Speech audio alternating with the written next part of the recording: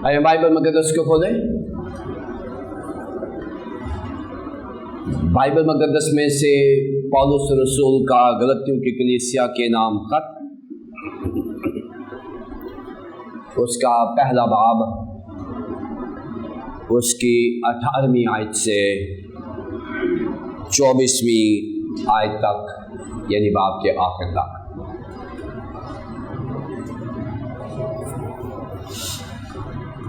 Bible مقدس میں سے مقدس پولس رسول کا غلطیوں کی کلیسیا کے نام خط، اس کا پہلا باب، اس کی 18ویں آیت سے 24ویں آیت تک۔ کلام مقدس میں یوں مرقوم ہے: پھر 3 برس کے بعد میں کیفا سے ملاقات کرنے کو یروشلم گیا اور 15 دن اس کے پاس رہا، مگر اور رسولوں میں سے خداوند کے بھائی یعقوب کے سوا کسی سے نہ ملا۔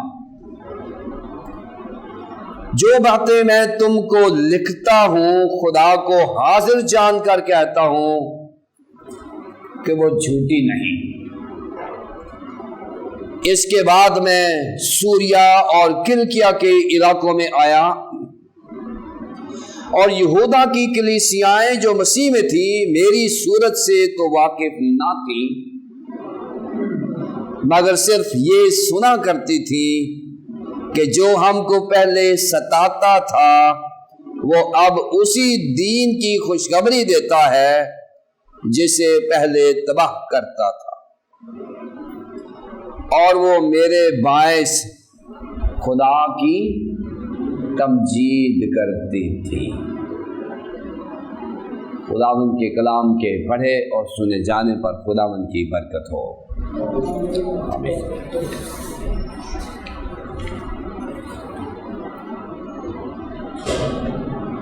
مقدس پولس رسول کا غلطیوں کے نام خط کے تفسیری مطالعہ کے سلسلے میں آج ہمارا 4تھا لیسن ہے۔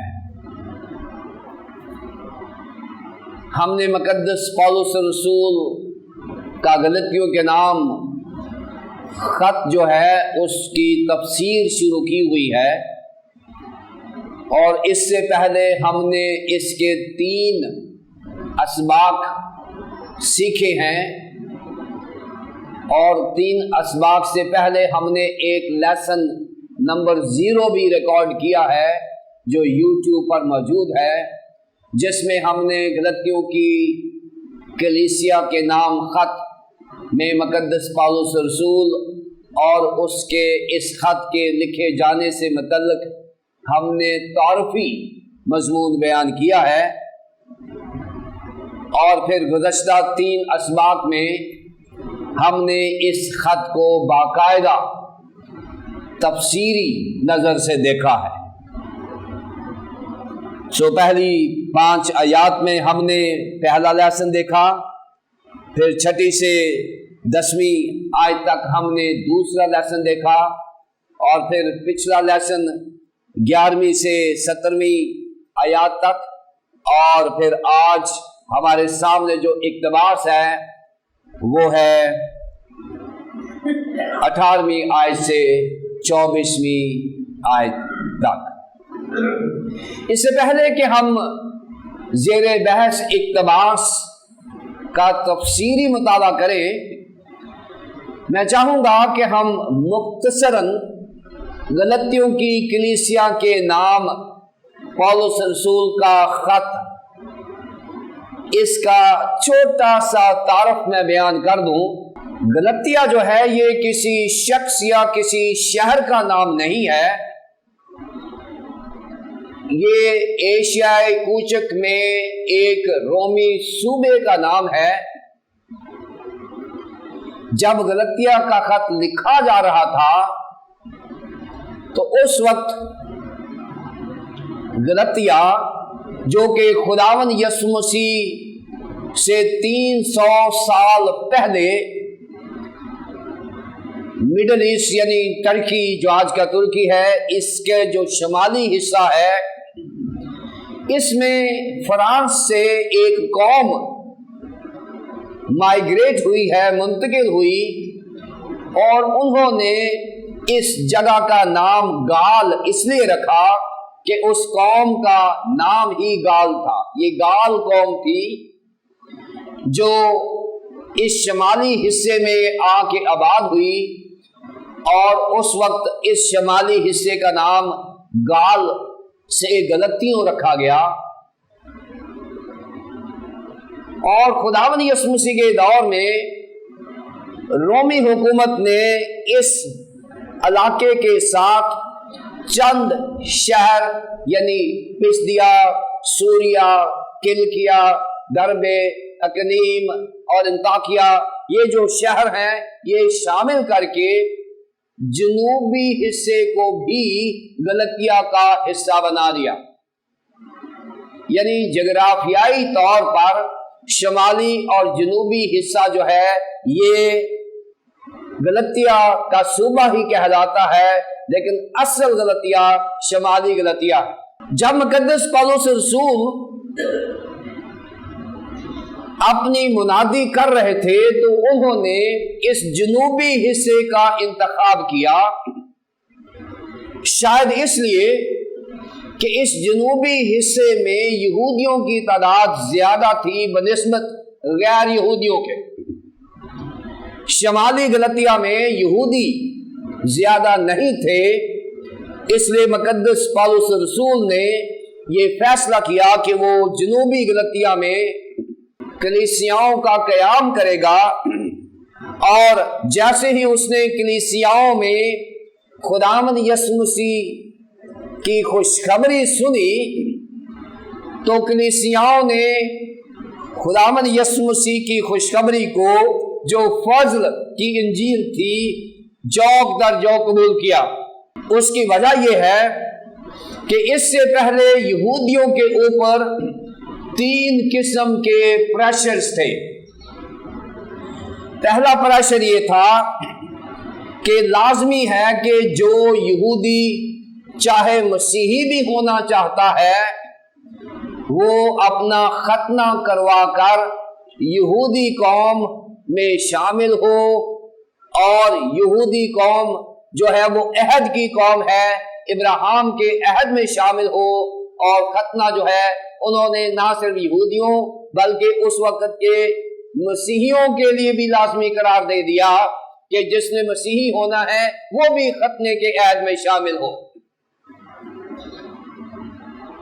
پھر دوسری بات یہ تھی کہ وہاں پر جب خداوند یسوع مسیح کی انجیل کو بیان کیا گیا تو اس وقت یہودیوں میں موسوی شریعت خدا نے احکام عشرہ بیان کیے تھے، ان کی تشریح کرنے میں فقیہوں اور فریسیوں نے 613 سٹیپولیشنز یعنی قوانین، خود ساختہ قوانین بنا لیے تھے، جس کی وجہ سے یہودیوں کے لیے شریعت پر عمل کرنا مشکل ہی نہیں بلکہ ناممکن ہو گیا ہوا تھا۔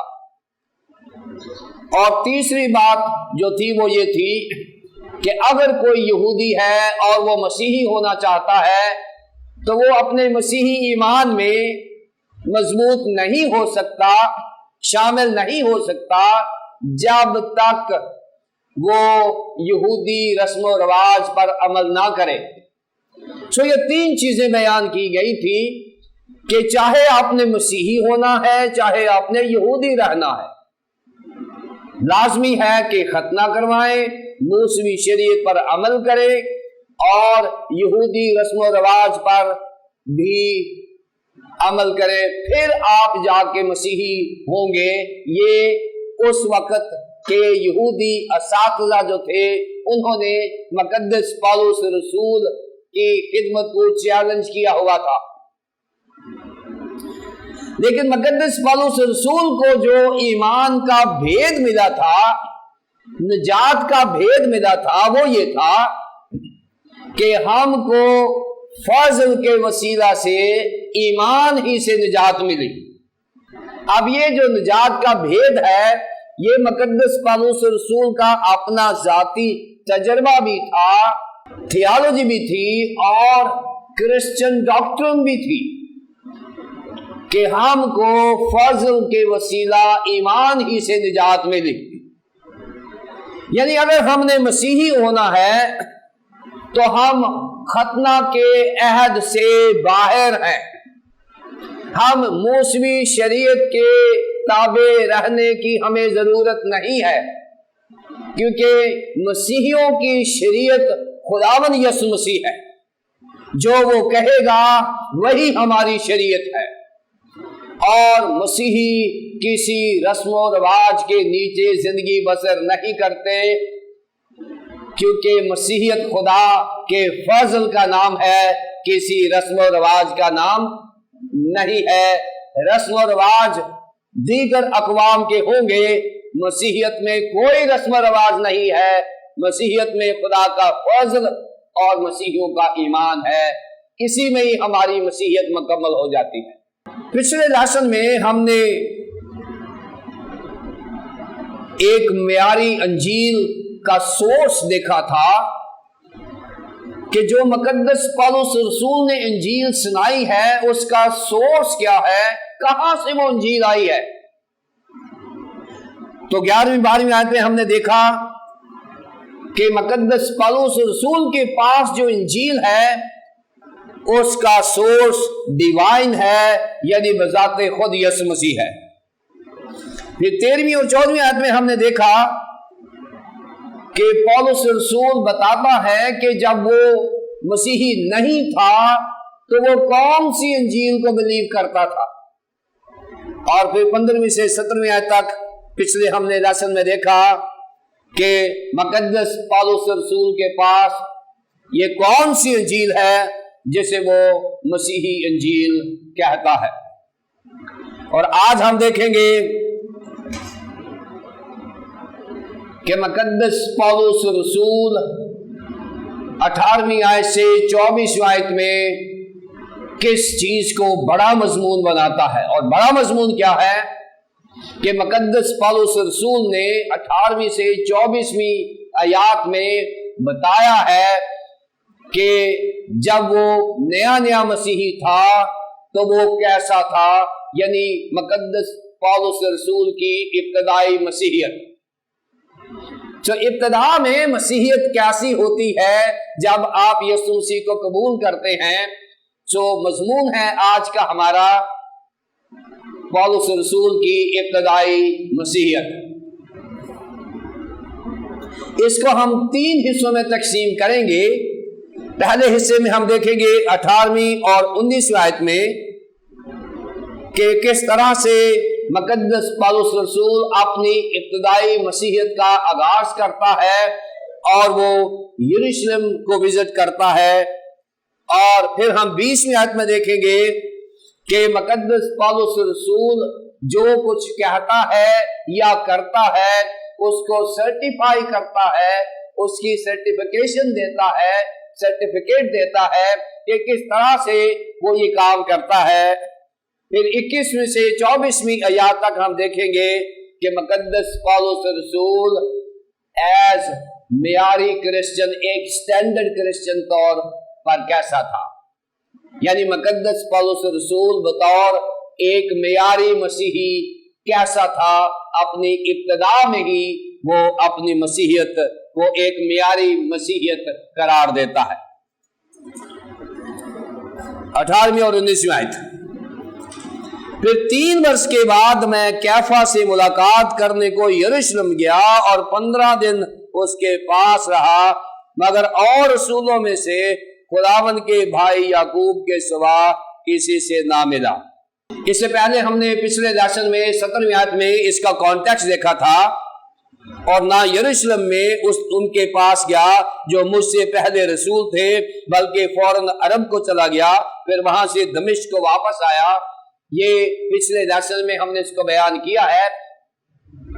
کنورژن کے فوراً بعد، یعنی جب مقدس پالوس رسول نے خداوند یسوع مسیح کے ساتھ انٹریکشن کیا ہے، انکاؤنٹر ہوا ہے، تو مقدس پالوس رسول نے ایک دم سے یہ فیصلہ نہیں کیا کہ وہ جا کے جو رسول ہیں ان کو بتائے کہ میرے ساتھ یہ واقعہ ہوا ہے.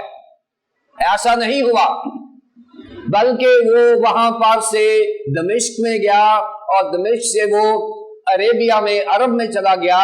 اور میں نے پچھلی دفعہ میں بتایا تھا کہ یہ عرب آج والا عرب نہیں ہے، یہ اس وقت کے جو علاقہ جات تھے ان کو عربیہ کہا گیا ہے، جو اس وقت کا فلسطین کا نقشہ تھا. اب 18ویں آیت میں وہ 3 برس کے بعد بتا رہا ہے کہ وہ کیفا سے ملاقات کرنے کو گیا ہے. 3 برس سے کیا مراد ہے؟ بائبل مقدس کی جب ہم تفسیر کرتے ہیں تو اس میں نے بتایا کہ ہمارے لیے بائبل مقدس کی اصطلاحات، بائبل مقدس کی تاریخ، بائبل مقدس کی پنکچویشن یعنی رموز و اوقاف، ان کو ہم دھیان دیتے ہیں اور وہاں سے ہم تفسیر میں ہمیں مدد ملتی ہے. پھر 3 برس کے بعد یعنی کنورژن کے 3 برس بعد وہ یروشلم کو گیا ہے. اس نے 3 برس کیا کیا ہے؟ 2 بڑے کام اس نے کیے ہیں. جب وہ 3 برس وہاں رہا ہے تو اس نے 2 بڑے کام کیے ہیں. اگر ہم اعمال کی کتاب اس کے 9 باب کی 6 آیت دیکھیں تو کنورژن کے وقت جب اس نے یسوع مسیح کو قبول کیا تو یسوع مسیح نے کہا تھا کہ اٹھ اور اب جو تجھے کرنا چاہیے وہ تجھے بتایا جائے گا.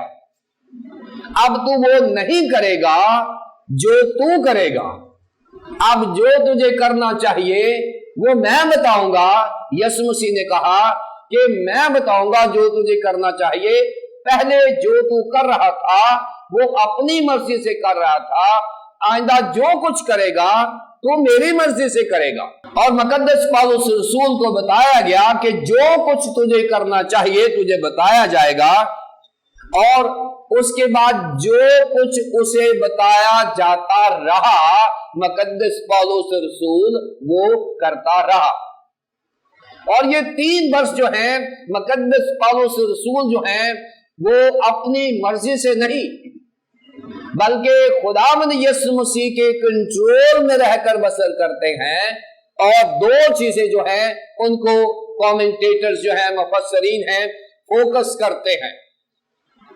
مفسرین یہ خیال کرتے ہیں کہ پہلا کام اس نے یہ کیا ہے کہ جس شخص کی اس کے ساتھ ملاقات ہوئی ہے اس کے ساتھ ایک پراپر کوالٹی ٹائم گزارا جائے.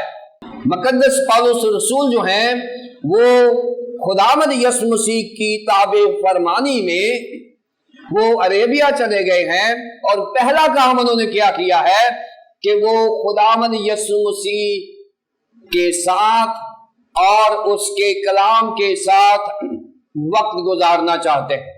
یہ جو 3 سال کا عرصہ ہے یہ وہی ہے جو آج بھی مقرر کیا گیا ہے کہ جب آپ نے خدمت شروع کرنی ہے تو آپ کسی پراپر سیمنری میں جا کر تعلیم حاصل کریں.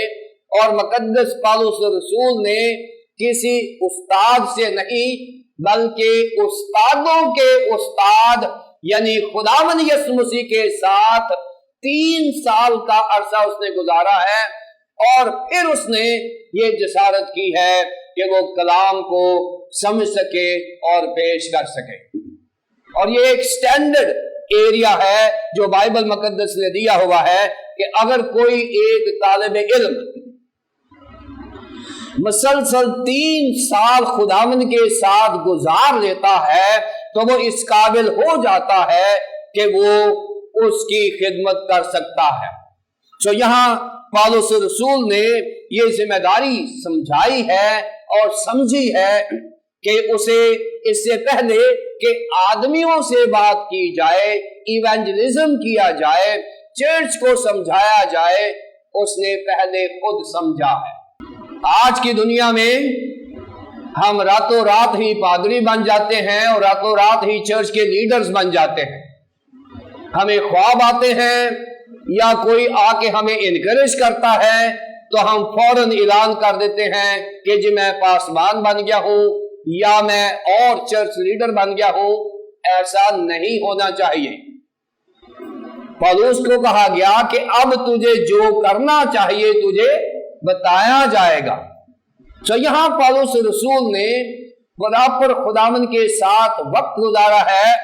اس کو پتا ہے کہ کلیسیاؤں میں خدمت کرنا اور کلیسیاؤں میں کلام سنانا کتنی سنجیدہ بات ہے اور اس نے اس کو سنجیدگی سے لیا ہے.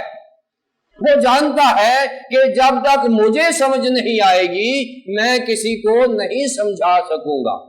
لہذا اس نے فیصلہ کیا ہے کہ وہ 3 سال کا عرصہ خداوند کے ساتھ گزارے گا اور سیکھے گا اور پھر دوسری بات وہ انسانوں کو سکھائے گا, یہودیوں اور غیر یہودیوں کو خداوند کا کلام سکھائے گا.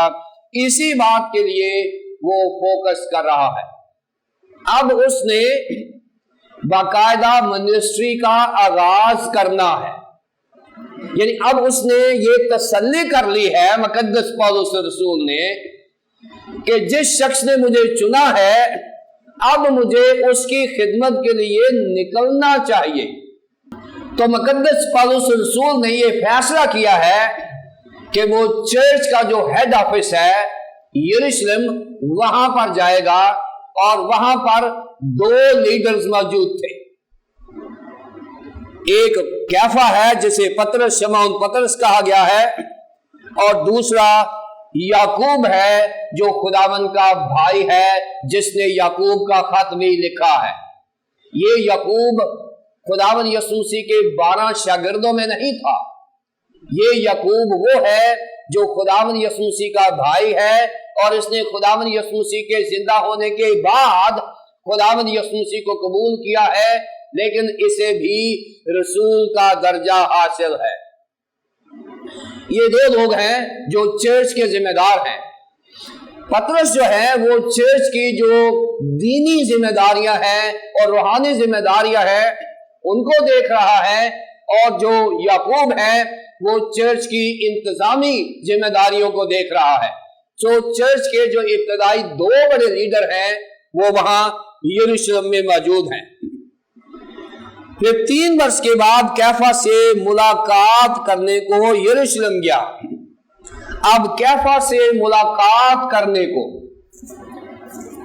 اب یہاں سے جو پولس رسول کے اپوننٹس ہیں, جو پولس رسول کے مخالفین ہیں, جو غلطیوں میں بھی کام کر رہے ہیں, ان کو بتایا جا رہا ہے جنہوں نے پولس رسول کو غلط سمجھا ہوا ہے. پولس رسول کو غلط سمجھا کیوں ہے؟ انہوں نے کہا کہ مقدس پولس رسول جو ہے وہ معیاری رسول نہیں ہے اس لیے کہ وہ 12 میں سے نہیں چنا گیا. پھر دوسری بات یہ کہا کہ اس نے خداوند یسوع مسیح کے جو شاگرد تھے, رسول جو تھے, انہوں نے بھی اسے نہیں چنا. پھر یہ بھی تھا کہ زیادہ تر جو رسولوں کی اپوائنٹمنٹ ہے وہ یعقوب اور پطرس کیا کرتے تھے اور انہوں نے بھی نہیں چنا. لہذا کہتے تھے کہ یہ بغیر اتھارٹی کے کلیسیاؤں میں آ گیا ہے, اس کی نہ سنو. اور یہاں مقدس پولس رسول جو ہیں وہ بتا رہے ہیں کہ میں ویسا ہی رسول ہوں جیسا پطرس ہے اور جیسا یعقوب ہے, کیونکہ پہلی آیت میں لکھا ہے کہ جو نہ انسانوں کی جانب سے نہ انسان کے سبب سے بلکہ یسوع مسیح اور خدا باپ کے سبب سے جس نے اس کو مردوں میں سے جلایا رسول ہے. خداوند یسوع مسیح کی جو پولس رسول کے ساتھ ملاقات ہوئی ہے اس کا حوالہ دیتے ہوئے یہاں پولس رسول نے کہا ہے کہ میری رسالت کا معیار خداوند یسوع مسیح ہے, اس نے مجھے چنا ہے. خداوند یسوع مسیح اور خدا باپ کے سبب سے اس نے مجھے چنا ہے. لہذا میں پطرس سے, یعقوب سے یا دیگر رسولوں سے جونیئر نہیں ہوں. میرا معیار وہی ہے جو پطرس رسول کا ہے یہاں بتانا چاہ رہے ہیں۔ یہاں ملاقات کے لیے آیا ہے، یہاں اس بات کے لیے نہیں آیا کہ وہ پالوس رسول جو ہے وہ پطرس سے اجازت لینے آیا ہے کہ جی مجھے چرچ میں کام کرنے دے، مجھے نوکری چاہیے، ایسا نہیں ہے۔ یہ بھی نہیں ہے کہ وہ پطرس رسول سے بلیسنگز لینے آیا ہے کہ تو مجھے چرچ کی بلیسنگز دے دے، میں کلیسیوں میں جا کے کام کرنے لگا ہوں، ایسا نہیں ہے۔ یہ بھی نہیں ہے کہ تو مجھے اختیار دے دے، میرا آرڈینیشن کر دے تاکہ میں جا کے کلیسیوں میں جاؤں، ایسا نہیں ہے۔ پھر کیسا ہے؟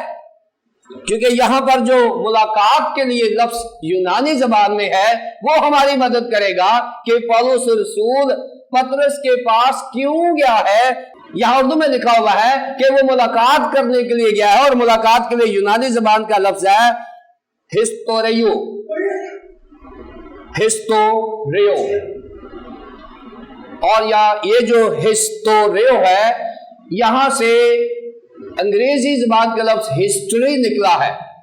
ہسٹوریو جو ہے یونانی زبان کا لفظ، یہاں سے اردو زبان ہسٹری، ہسٹری سے مراد یہ ہے کہ مقدس پولس رسول جو ہیں یہ اس تاریخی واقعہ کا ذکر کرنے گیا ہے پطرس کے ساتھ، جو اس کے ساتھ واقعہ ہوا ہے، جو خداوند یسوع مسیح کا اور پطرس کا ملاقات کا واقعہ ہوا ہے، اس کو بیان کرنے کے لیے 15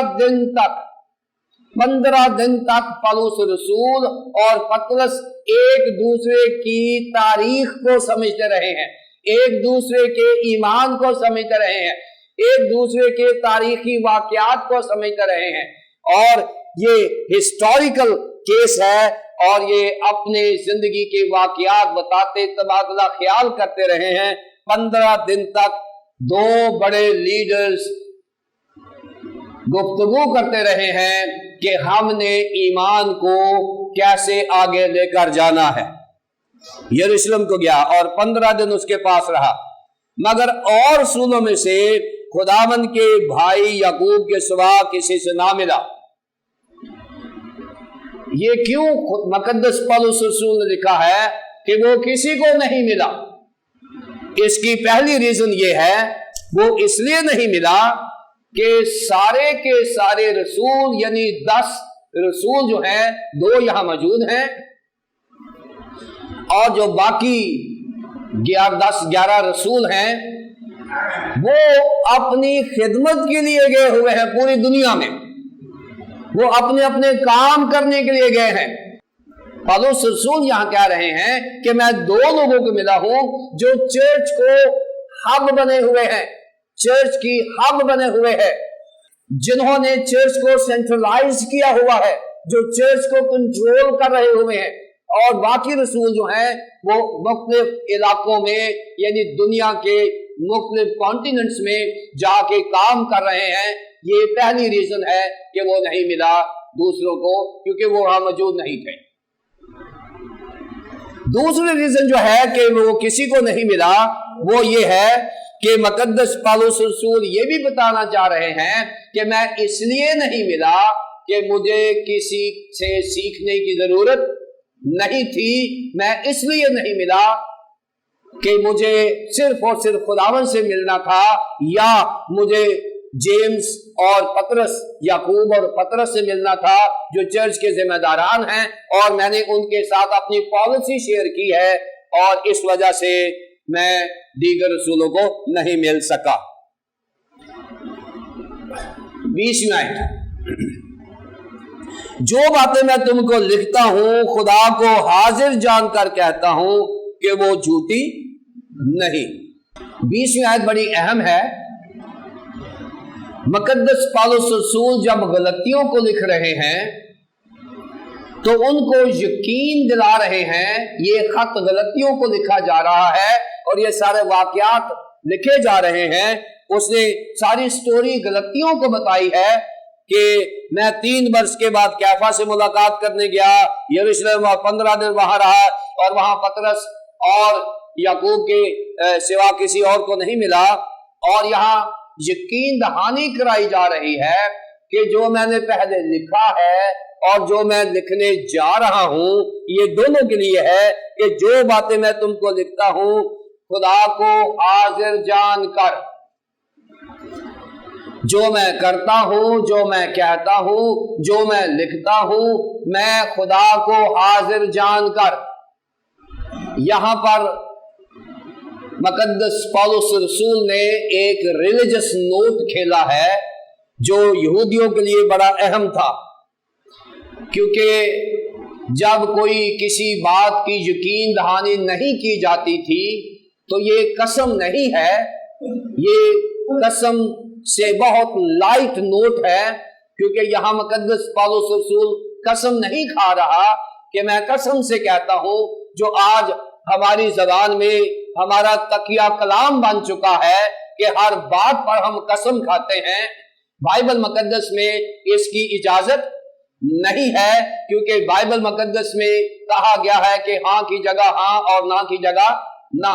لیکن اگر خدا نہ خواستہ لوگ آپ کو قبول نہیں کر رہے تو قسم سے بہت پہلے ایک چھوٹا سا فکرہ ہے، اور وہ ہے کہ میں خدا کی حضوری میں بات کر رہا ہوں، یعنی میں اپنے خدا کو گواہ بنا کر یہ بات کر رہا ہوں کہ جو میں لکھتا ہوں، جو میں کرتا ہوں، یہ وہ مذہبی طریقہ تھا، کسی کو یقین دہانی کرانے کا یہ قسم نہیں تھی، لیکن یہ ایک بڑا لائٹ نوٹ ہے جو یہاں پر کھیلا گیا ہے، اور وہ ہے کہ میں خدا کو حاضر جان کر یہ کہتا ہوں کہ میں جو کچھ لکھتا ہوں وہ جھوٹ نہیں ہے۔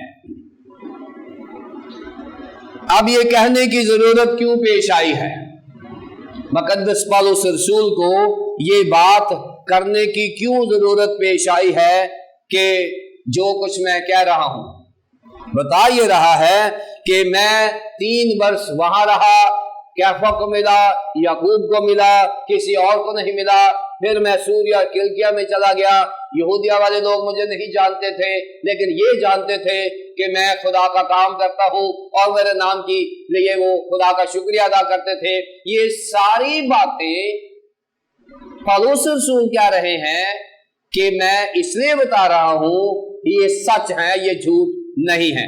اور اگر آپ دیکھیں رومیو 9 باب کی پہلی آیت، 2 کرنتھیوں 11 باب کی 31 آیت، پہلا تسلنیکیوں 2 باب کی 5 آیت اور پہلا تیموتھیوس 2 باب کی 7 آیت، یہاں پر بھی مقدس پولس رسول نے یہ نوٹ استعمال کیا ہے کہ میں جو کچھ کہتا ہوں سچ کہتا ہوں۔ اور یہ ایک بڑی اچھی اور خوبصورت بات تھی ایک مذہبی حلقے میں ان لوگوں کو قائل کرنے کی جو لوگ ایمان میں کمزور تھے یا جو لوگ مقدس پولس رسول کو نہیں سمجھ رہے تھے۔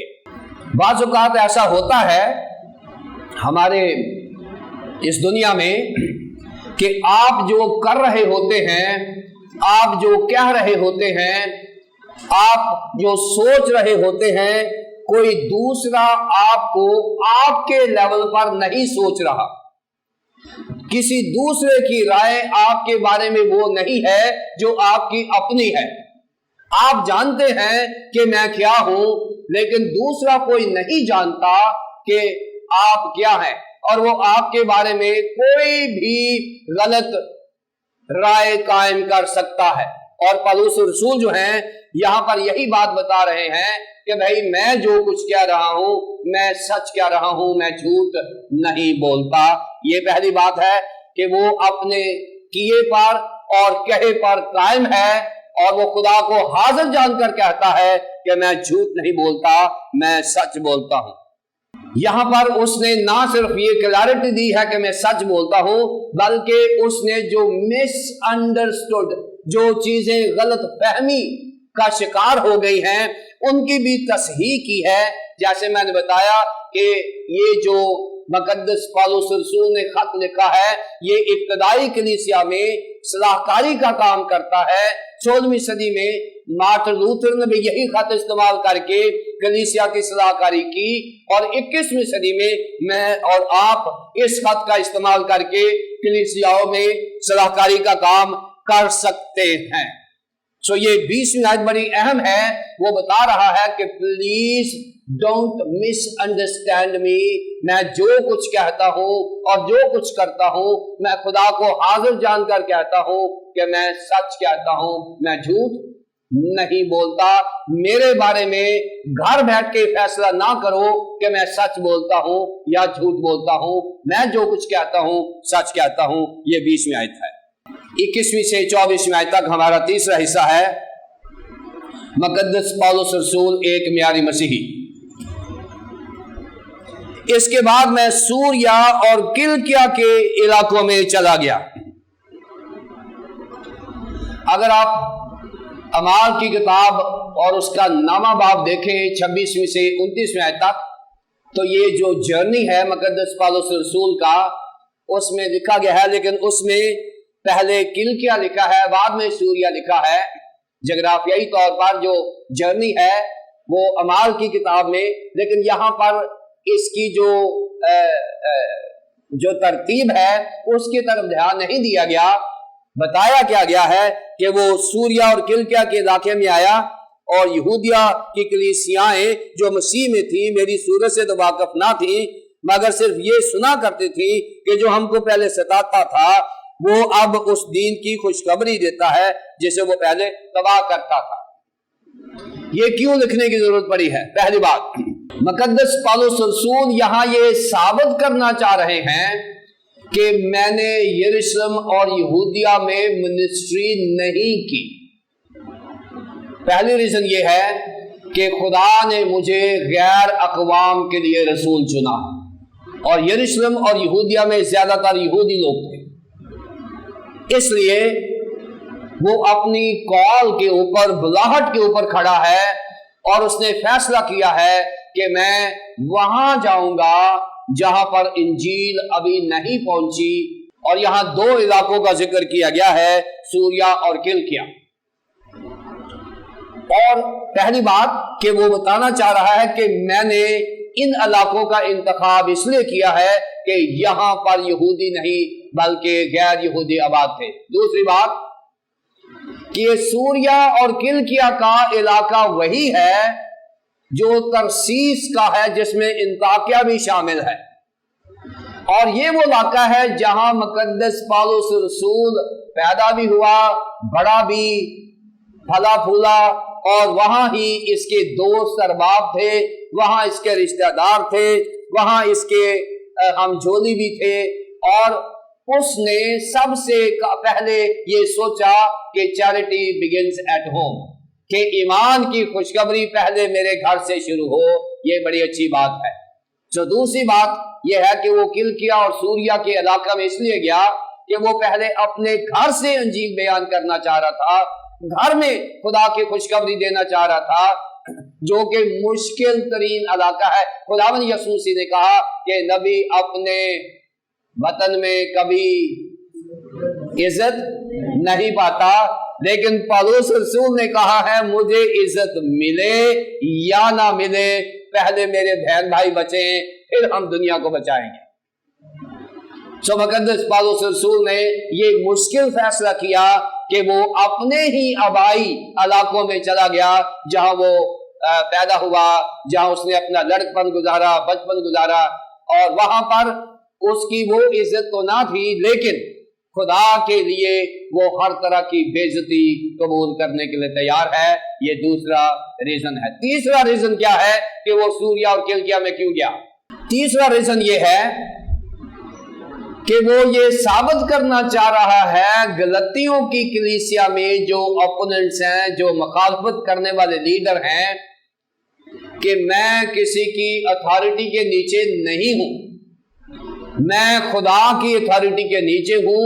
یہ نہ سمجھنا کہ میں یروشلم یہودیہ میں کام کرتا تو میں پطرس کی لیڈرشپ کے نیچے نہیں, میں نہ یعقوب کی لیڈرشپ کے نیچے ہوں, نہ ہی میں پطرس کی لیڈرشپ کے نیچے ہوں, میں صرف خدا کی لیڈرشپ کے نیچے ہوں. کیونکہ الزام یہ تھا کہ یہ سب سٹینڈرڈ رسول ہے, یہ معیاری رسول نہیں ہے, یہ غیر معیاری رسول ہے, کیونکہ اس کو پولس کو پطرس اور یعقوب نے نہیں چنا، اور یہ بتانا بھی یہی چاہ رہا ہے کہ مجھے انہوں نے نہیں چنا، مجھے خداوند یسوع مسیح نے چنا ہے، اور میں اس لیے یروشلم سے دور ہی رہا ہوں، یہودیہ سے دور ہی رہا ہوں، تاکہ میں یہ ثابت کروں کہ میرے اوپر ان کا اختیار نہیں، میرے اوپر خدا کا اختیار ہے۔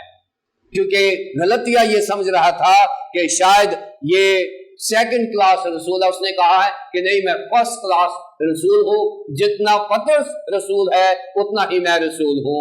یہاں پر یہ ریزنز بتائی گئی ہیں۔ اور یہودیہ کی کلیسیائیں جو مسیح میں تھی میری صورت سے تو واقف نہ تھی۔ اب یہ مقدس پالوس رسول جو ہے یہ بہت بڑا آدمی ہے، مذہبی حلقوں میں بہت بڑا لیڈر ہے، اس کو مانا جاتا تھا، لیکن یہاں پر اس نے اپنے آپ کو بتایا ہے کہ وہ میری صورت سے تو واقف نہیں تھے، لیکن میرے کام اور کلام سے واقف تھے۔ کتنا بڑا تعارف ہے، اس نے بتا دیا ہے کہ لوگ مجھے جانتے تو نہیں تھے، لیکن پھر بھی مجھے پہچانتے تھے کہ میں خدا کا خادم ہوں اور میں خدا کی کلیسیا کا کام کر رہا ہوں۔ یہودیہ اور یروشلم کی کلیسیائیں جو مسیح میں تھی میری صورت سے تو واقف نہ تھی، وہ پرسنلی مجھے انہوں نے نہیں دیکھا ہوا تھا، لیکن میرا کام اور کلام ان تک پہنچا ہوا تھا۔ اور بعض اوقات ایسا ہوتا ہے، آج میڈیا کا دور ہے اور بہت سارے لوگ جو ہے وہ گھر بیٹھے ہی خدا کی خدمت کر رہے ہیں، اچھی بات ہے، لیکن ٹریننگ کے ساتھ کریں تو بہت اچھا ہوگا۔ بہت سارے لوگ ہمارے واقف تو نہیں ہوتے، انہوں نے ہمارے بارے میں سنا ہوتا ہے کہ جی فلاں آدمی خدا کا کام کر رہا ہے، اور یہاں پر پولس یہی کہہ رہے ہیں کہ وہ میری صورت سے تو واقف نہیں تھے، لیکن یہ ضرور جانتے تھے کہ ایسا شخص جو پہلے چرچ کا دشمن تھا آج وہی چرچ میں پرچار کر رہا ہے، کہ ایسا شخص جو پہلے چرچ کو ستاتا تھا آج اسی ایمان کی خوشخبری سنا رہا ہے۔ اور یہ بہت بڑی پہچان ہے کہ پولس کو لوگ جانتے تھے یا نہیں جانتے تھے، اس کے ایمان اور اس کے کلام سے اس کو پہچانتے تھے۔ اور میں سمجھتا ہوں کہ کسی خادم کی یہ بہت بڑی ذمہ داری ہے کہ وہ اپنی پہچان اپنی صورت نہیں بلکہ اپنا کام اور کلام بنائے، لوگ میرے اور آپ کے کلام سے لوگ ہمیں جانے، نہ کہ ہماری شکل و صورت سے۔ اور یہ ایک بڑا معیار ہے، کرسچن سٹینڈرڈ ہے کہ لوگ جب مجھے پہچانے، آپ کو پہچانے، تو آپ کے کام اور آپ کے کلام سے جو خداوند کے لیے آپ کرتے ہیں یہ میری اور آپ کی پہچان ہونی چاہیے۔ اگر میری شخصیت کو کوئی نہیں جانتا تو کوئی بات نہیں، لیکن میرا کلام اور میرا کام لوگوں تک پہنچنا چاہیے۔ یہ ایک معیاری کرسچن ہے جو مقدس پولس رسول ہمیں دے رہا ہے کہ میری شکل سے تو وہ واقف نہیں تھے، لیکن وہ یہ سنا کرتے تھے کہ جو شخص پہلے چرچ کو ستاتا تھا اب وہ اسی چرچ میں مسیحی ایمان کا پرچار کر رہا ہے۔ یہ بہت بڑی کنورژن۔ 24 آیت، اور وہ میرے باعث خدا کی تمجید کرتی تھی، اور وہ میرے باعث خدا کی تمجید کرتی تھی۔ کلیسیائیں یروشلم میں اور یہودیہ میں، کیوں کہ ایک پرسیکیوٹر has become a preacher. A persecutor has become a preacher. کہ ایک ستانے والا آج ستائے جانے والا بن گیا ہوا ہے۔ ایسا شخص جو کلیسیا کو تباہ کرنے والا تھا آج وہ کلیسیاؤں کے لیے تباہ ہونے کے لیے تیار ہے۔ ایک ایسا شخص جو خدا اور کلام اور خدا کے لوگوں کے خلاف تھا آج وہی شخص خدا، کلام اور خدا کے لوگوں کے لیے مار کھانے کے لیے، جیل میں جانے کے لیے، اور یہاں تک مقدس پولس رسول کی ہم شہادت کو دیکھتے ہیں تو رومی بادشاہ نیرو نے اس کا سر قلم کروا دیا تھا، وہ یہاں تک وفادار رہا کہ اس نے اپنی جان کا نذرانہ بھی دے دیا۔ اور اس شخص کے لیے ऐसे शख्स के लिए जो चर्च का दुश्मन हो, सिर्फ पौलुस ही नहीं, उसके बाद 2000 साल तक हम देख रहे हैं, 20वीं सदी में भी, 21वीं सदी में भी और पिछली 20 सदियों में हम देखते हैं बहुत सारे ऐसे लोग जो पहले चर्च के दुश्मन थे, वही लोग बाद में खुदा के कलाम का प्रचार करते हुए नजर आते हैं। बहुत सारे ऐसे लोग तारीख में शामिल हैं कि वो खुदा के लोगों को मारने पर तुले हुए थे, लेकिन जब यीशु मसीह से मुलाकात हुई, उनकी जिंदगी में दहशतगर्दी खत्म और ईमान और सुकून और इत्मीनान उनकी जिंदगी का हिस्सा बन गया।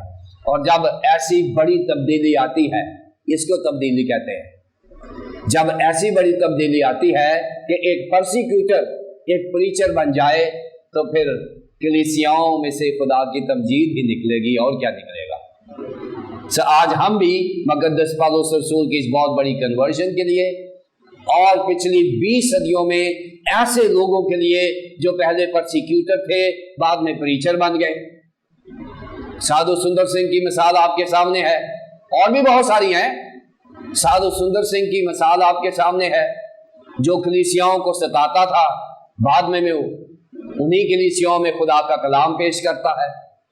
और भी बहुत सारी मिसालें हैं। और ऐसे लोगों के लिए कलीसियाएं उस वक्त भी खुदा की तमजीद करती थी, और आज भी कलीसियाएं ऐसे हालात में, ऐसी तब्दीली में खुदा की तमजीद करती हैं। और खुदा की तमजीद के अलावा हमारे पास है भी क्या।